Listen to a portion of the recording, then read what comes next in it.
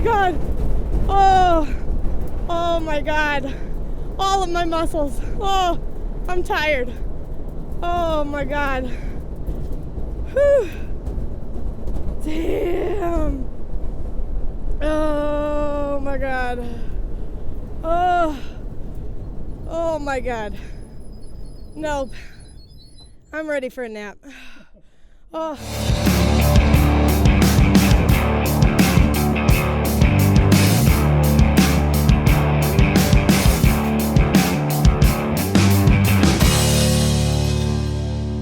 So, Kenny, how did Meaghan do in her ride along with you? She did really good. She didn't really move, but she did scream a lot. Yeah, pretty loud. I could hear her outside the track. I could hear it was deafening inside the car. I would love to describe my experience, but we didn't even get moving. Well, you just didn't quite get in the seat just quite like you needed to. So we'll have to just come back another time and try again. After I lose about, 50 pounds? I didn't say that, but we got bigger seats too. I have to find out. How would you describe the gracefulness of me getting into your car? It wasn't very good looking getting in, but getting out was really messy. I don't know if Tom knows this yet, but I think I ripped a hole in the ass of the fire suit. No, I know you did. Yeah. It's not any ifs about it, but you're by no means the first. So when you're going around with these ride-alongs, how fast were you and Meaghan going? Well, we go by seconds. We really don't go by speed. We're running about 2 seconds off what the pole speed should be tomorrow afternoon for the Menards 200. So that's, it's still pretty good speed. It'd get you in the race. So when you go by seconds, we're talking like an 18-second lap? Basically, high 17s, something like that. And the pole will be middle 15s. So, and how big is this track? What is this, a half mile? It's a half mile. I know if you're going to start trying to do some math there, you can figure it out. But, we're probably hitting 120 at some point, and it's down the straightaway. But you got that dang turn there at the end of the straightaway, which really makes things interesting. I was kind of disappointed that you didn't hug the wall on the turns. Oh, no, you hug the inside on the turns, and you outside going down straightaway, so you can make a big radius there. What did you like best, being up on the wall on the straightaway or in the turns, Meaghan? None of it. It was terrifying, but he gets very close to the wall. It is a panic attack in a car. I loved it. How far away from the wall are you? You're just inches away. Oh, today we're not. We're close. I mean, we're foot and a half. We're not that close today. So it's like being on 75 North heading to Detroit. Yeah, it doesn't. I was on that road a little bit yesterday, and it's very exciting. It's a lot easier, when you get the 29 other cars out there with you. You don't have to worry about where to go. You just take the space that's left. Right. Yeah, that seems easy enough. Right. Doing that with 20 other cars on the track. Yeah, easy. So easy. How do you even know? Are you just going on instinct when there are the other cars on the track? Because it seems like you just pedal down and you hope for the best. Well, we don't just rely on luck here. It's basically how important. The main thing is how you get your car handling, and our boys do a good job getting the cars handling good. And then as you run a long run, you say you run 60, 70 laps on a new set of tires, the tires get hot and they start to wear down, they give up, and that's when it becomes crucial. That's when your car's handling better, you can make more things happen versus someone who doesn't have their car handling real good. And when it's not handling really well and the tires are bad and you're inching closer and closer to the wall, what's going through your mind right before that impact? Well, you don't know when that impact's coming. It's a very short time there when you know you're going to hit. But basically, you're thinking about what you're going to do next time you come into pits and what kind of adjustments you're going to make the car better. You know what I would be thinking about? A career change. Yeah. No, I said my driving skills aren't that good, but they're the best I've got. So I got to milk those a little bit longer. So why racing? What got you into the sport? My father did it, and I just grew up around it and loved it. And we were born in St. Louis, Missouri, so just raced right around home there. Never thought of having a career in it at all until I got a little older and started racing around home there. And So if I really worked at this, I might not have to get a job. So it's worked out since about '79, not having a job.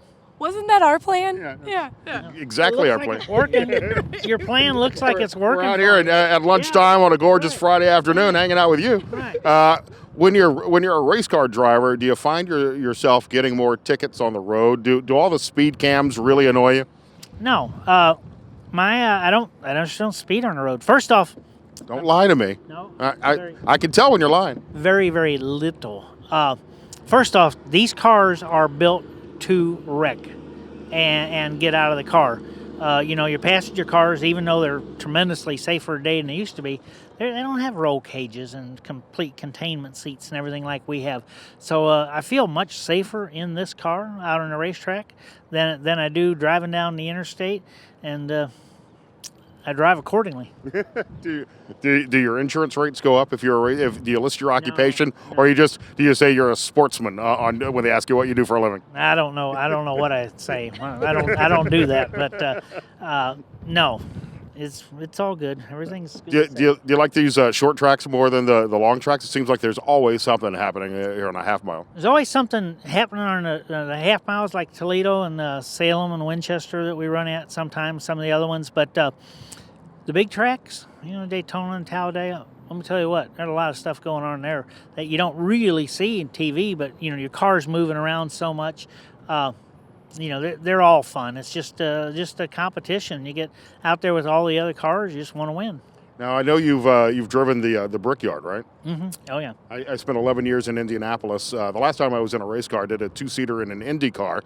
That was probably 12 years and 75 pounds ago. I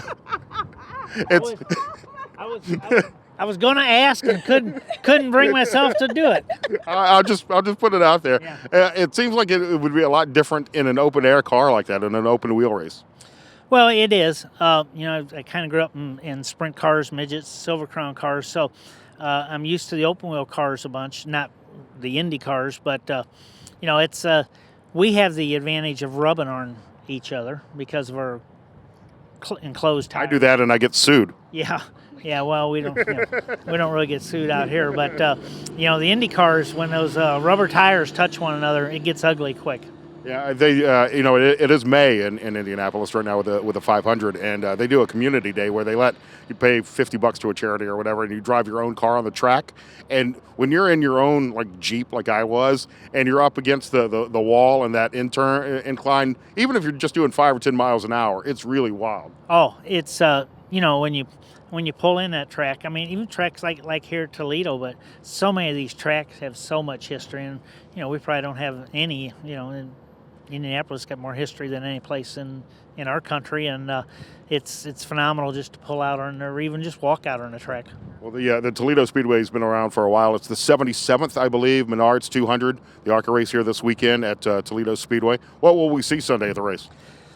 Well, our series went through a big transition the last couple of years with new bodies, the composite bodies, like kind of carbon fiberglass bodies. It looked fantastic, and we have a company from Michigan building our engines, Ilmor.